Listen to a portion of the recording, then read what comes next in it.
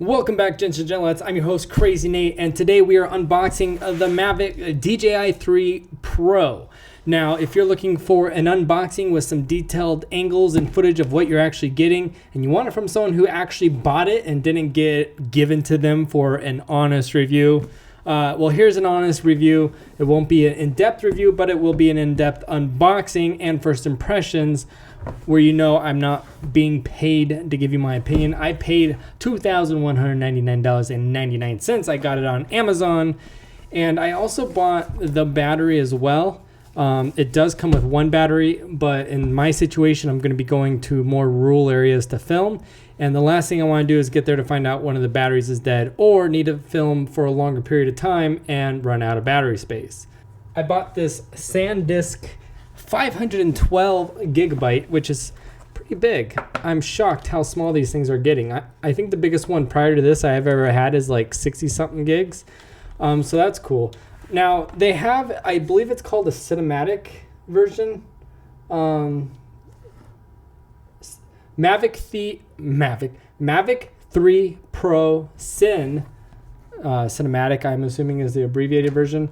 Now, the only difference I could see between the Pro and the Pro Cin was the Pro Cin had like a terabyte of internal storage, where this has like 8 gigabytes or something like that of internal storage. But my thought is, especially this is my first drone, well, not including as a kid, you get those little cheap $20 Walmart drones. I had one of those many years ago. But first real drone that's worth a lot of money for me. So the last thing I want to do is put all my eggs in one basket, and I guess now that I'm thinking about it, you still have to put the memory card in, so the memory card costs money, but I suppose if your drone died, there's a good chance that you might have saved this. Depends on how it crashed. If it disappeared in the ocean, you're out of luck. But anyways, so I had the DJI Mavic for years, not this model obviously, but the company. I had theirs in my cart for years and just dreaming about it, and I finally bit the bullet, and I'll unbox while I'm talking because maybe you don't want to hear me talk. But I had them for years, and then I was looking at the DJI, I think it's called the Mini. I'm bad with remembering names and stuff, but the reason I was going to get that because I was like, oh, backpack, it's small, it's lightweight. And then also there's certain rules about the weight limits of, like, if you have to get a drone's pilot's license, if it's too heavy. So the lightweight one, I guess there's a lot of loopholes around that, so it's easier. But one of the concerns was with the lighter weight one, the Mini or the Light, is wind. So I was worried that it wasn't actually going to hold up to the wind. And filming in mountains and forests and lakes and stuff, there's almost always going to be wind nearby. So I went with this one because a couple people online recommended, and I'll put them in the description if I can find the videos I watched. But they recommended this one because they said up to 25-mile-an-hour winds, your drone might not come back to you, and it's going to drain its whole battery just trying to fly back to you. And this one has a little bit more power. Now, first impressions when this came in the box. Now you have to you have to sign for it because it's an expensive order. And so with tracking, they said it would arrive Tuesday, and I got a couple different things from Amazon. And so some boxes arrived like Saturday, some arrived Monday, and then something arrived Tuesday. Now tracking said this was going to be here on Tuesday, and it arrived Monday, and it came in such a small box that I thought it was something else. And so I was shocked when I opened the box and this was it. So first impressions, it's pretty small, and that's kind of cool. But we got a little green tab. We're going to pull that and see what's inside. Can no longer be sold as new because I broke the tape. Oh, maybe I don't want to show you that. I don't know what that is. Okay, it's just a guide. You can scan it. If you want to scan that, go ahead. You'll find the online guide.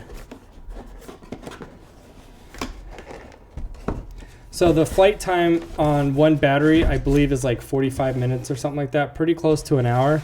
So that was very intriguing. And then also they have these mounts that you can hook it to your iPhone. But I didn't like the idea. I wanted an independent one. Just, I don't know. That was my thought. So in the first box we have probably your charging. I don't know. Let's just open it and don't guess, huh? Yeah, so here's your charging cable. Ooh la la. I like that right out the gate. You see that? I like that it plugs in like that, where instead of plugging in like this, like I see a lot of them that like come in the side, just your random electronics. And then when you plug it into your wall outlet, it steals both outlets. So it's really annoying. So I like that that comes out the top. Very first impression is right there.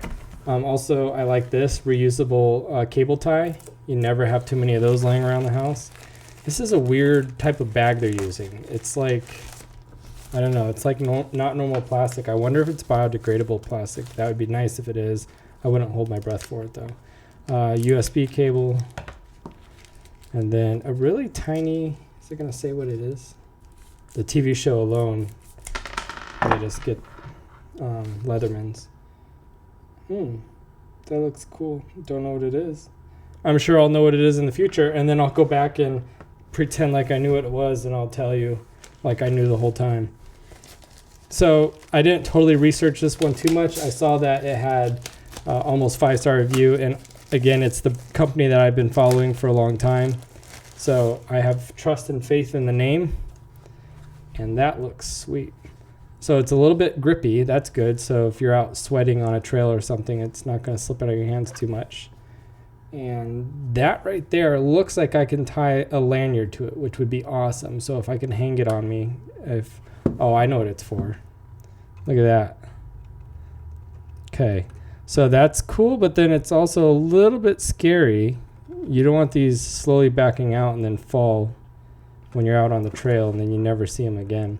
That feels nice. It feels smoother than the old school Xbox 360 controllers. It's a rough tip, but the movement, it feels like a PS2 controller, I would say. And then, so that'll be fun. So I have a yard I'll practice this in. If you get the right angle, you can see yourself in the reflection. It's small, lightweight. I like it. Micro SD. So I got a lot to learn. I don't know if I can record onto this. That would be cool, because then worst case scenario, if this did die filming something, it would be nice to have the footage recorded on this as well, or instead of on that, or both. It would be nice if it was a difficult shot. It'd be nice to know that it's being recorded in both spots, so you don't have to worry about it. Yeah, oops, I just turned it on. So the battery's half-life. Probably shouldn't turn it on until you plug it in. Typically with electronics, you want to charge it overnight or several hours until it's fully charged before turning it on. Wow. So we got, obviously there's the drone right there. And then just see everything else. So 2 sets of propeller blades. I believe these are spares. Now this did not come with it, and I don't remember opening that. Did I open it on camera? I hope this isn't a return that someone swapped out with their old battery. People be shady nowadays.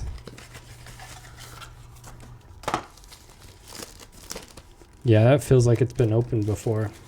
Well, at least I opened it on camera. I don't see any signs of, a little bit. It looks like something might have, like it slid in and out a few times. That's a bummer. That doesn't look like it was brand new.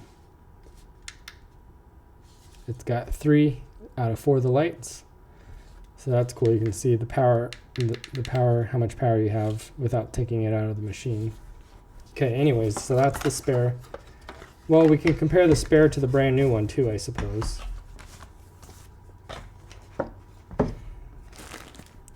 So I'll go ahead and open the new one.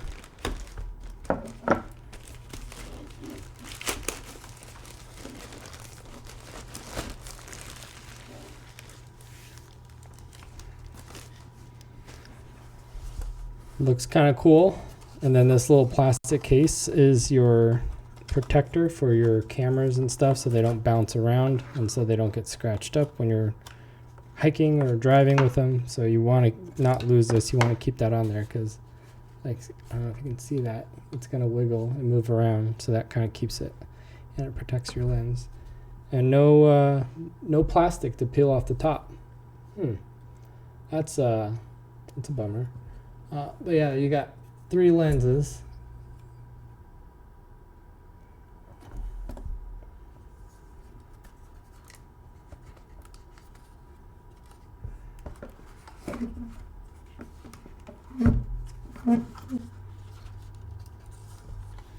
And then we've got a little tape right here.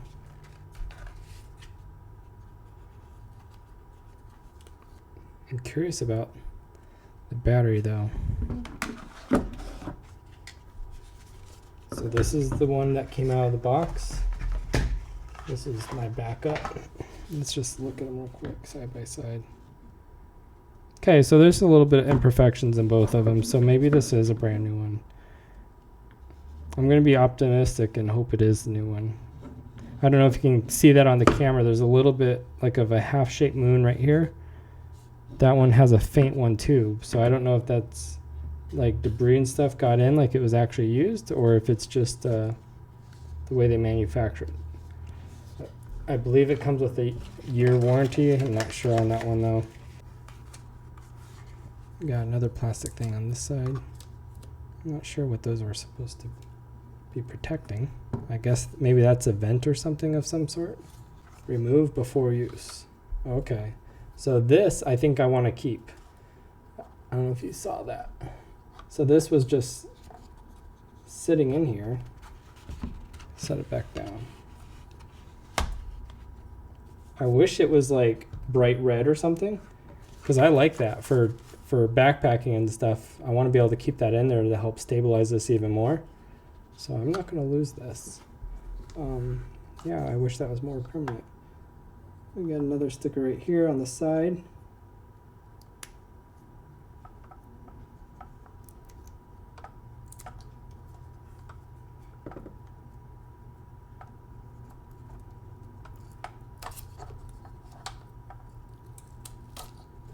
There you go. I'm not sure what these are covering up. I almost feel like it's just so they know that you've used it and it's not new maybe. I don't see any vents or anything where these pieces of tape were. And they're not like holding anything together. So this thing has sensors all over it to help avoid collision. You can kind of see like right here, and then you have sensors above, right here. You got sensors behind, and then you got like the little eyeballs right there. Sensors in the front. There's the back sensors right there. Oops, froze a little bit. Right there, there's your back sensors. And then there's the top sensors.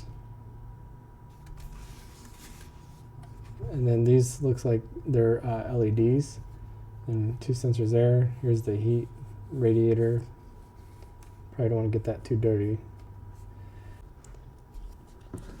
So it looks like I have to actually charge it plugged into the drone. I see a little plug-in on the back here that pops open. And this will plug into it. So this, if you have a USB wall outlet or a computer, you probably download your footage through this too. Or then if you want to power with the wall outlet, you power here, but they both go into that. So that means I have to, for just buying the extra battery, I have to fully charge it on the drone, then pop it out, pop this in, and then charge that one on the drone. So it looks like I'm gonna have to buy a charging port probably. So for $2,999, they have 3 batteries. I just now noticed the ×3. That's embarrassing. But it does have the charging hub and 3 batteries. So that looks like a deal. But at the same time, these are about $100 for one backup battery. So if you're penny pinching, I would just buy the drone and then buy one battery, or even just buy the drone and bring a solar charger or an adapter where you can plug this into a cigarette lighter and charge it in your car or vehicle. So these don't slide out the way the other ones do.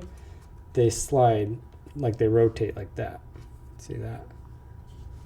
Make sure you got a good shot. So they don't go out like the front. They don't go this way. You gotta pull them that way. And people that actually spend a lot of time researching before they bought it, they probably already read the manual and watched videos on how to and stuff, and they're like, well, duh. Well, my schedule's pretty busy right now, so I'm limited how much time I have to dedicate to research.